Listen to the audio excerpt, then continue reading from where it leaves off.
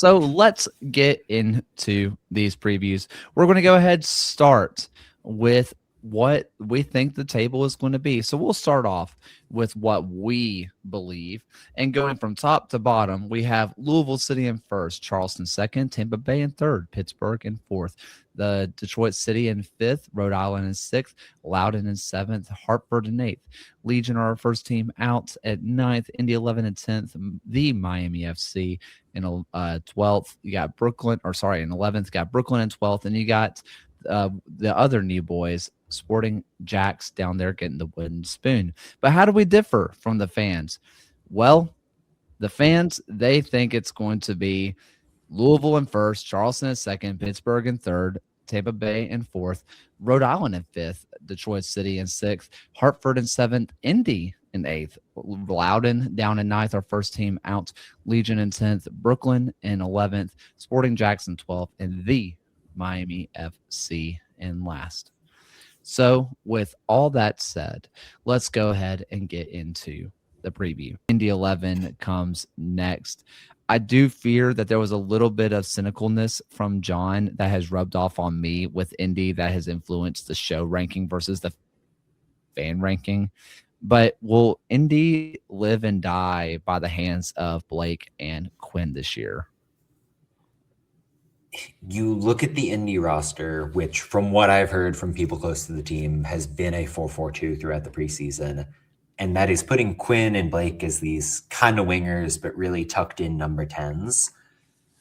They're the only proper creative outlets you've got. Maybe Bruno Rendon will get a handful of goals as a counterattacker. I think Charlie Sharp is a great set piece option just because he's got almost 6'5" size. But by and large, Indy is going to be a team that wants to go long, be somewhat physical, somewhat slow. And then you're just getting Blake and Quinn the ball in these crowded spaces where, yes, they are skillful enough to break a defense down, get an assist or two, score some goals. To me, it doesn't feel sustainable. It's a different gloss on the same issues that we saw throughout 2025. And there's talent here, but not enough to get Indy over the hump compared to a lot of improved teams in the East.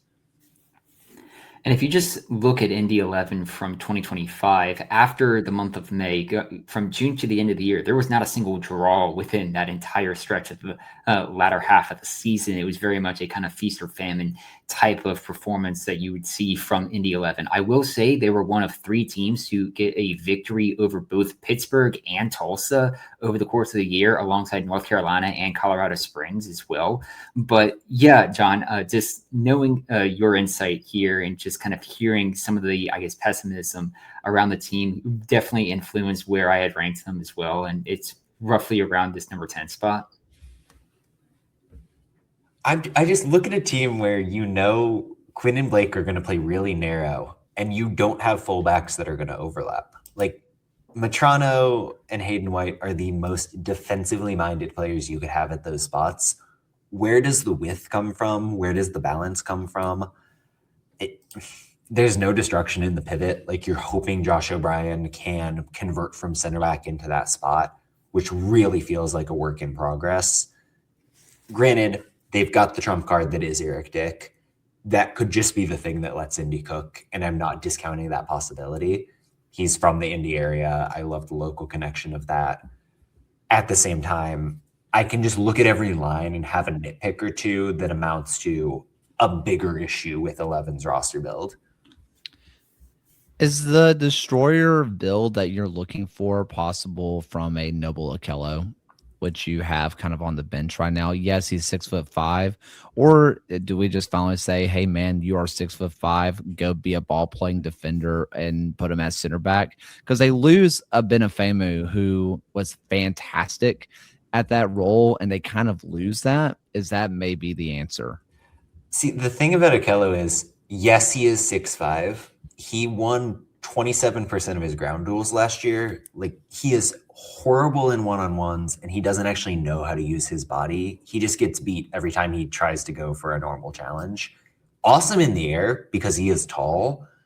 That's not the profile you need next to Cam Lindley. You need somebody that liberates Lindley to find touches, combine, flow, push up field. it's got to be O'Brien if it happens. I'm just so fascinated. Again, John, I just think that your pessimism has just rubbed off on me, where going into the season, I was somewhat enjoying what I was seeing. I don't really love the center backs right now. I mean, Hogan, Herbert, Craig, Paco Craig on their own, I think I like, but I don't like them all together, if that makes sense. Yeah. But also that I just don't know if that's just me being jaded by you being pessimistic.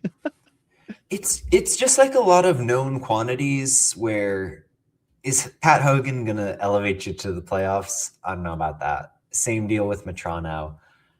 Maybe Rendon just pops off and we see him take the leap in his second year in the championship.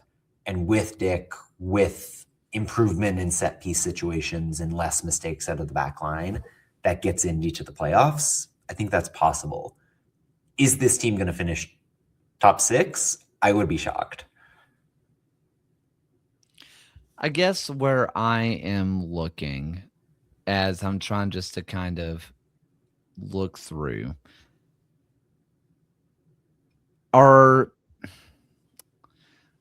is what happens with Indy off the pitch, with the stadium stuff, with the MLS, won't they, bringing in new people. I feel like that was kind of the story that really overshadowed Indy. Is that something that may be still lingering over the club a bit?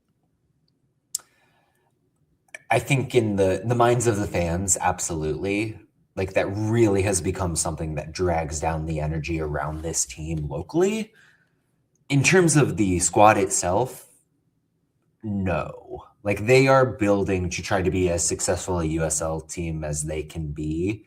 But it's undeniable that some of the magic that was there in the early days of this club has been corporatized away in the pursuit of MLS and the stadium and the struggles with that.